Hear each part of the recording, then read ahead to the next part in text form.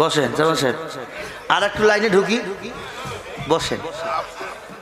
যেভাবে তো পাকিস্তান বানাচ্ছেন সেভাবে আর জালসা চলবে না। কোরআন থেকে কথা বল, সব বক্তব্য না দিই মানুষ যাতে হৃদায়ত হয়, নামাজ পড়ে সারা রাত বক্তব্য দিলেন, ফজরের নামাজ কেউ করলো না, তাহলে আপনার বক্তব্য সার্থকতা।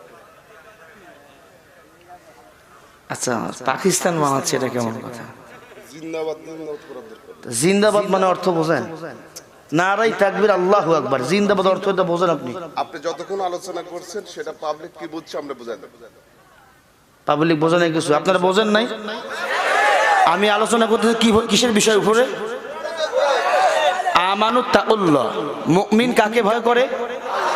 আরো জোরে বলেন। যার ভিতরে আল্লাহর ভয় ঢুকবে সে আল্লাহু আকবার স্লোগান দিবে, এটাই তো স্বাভাবিক। আল্লাহ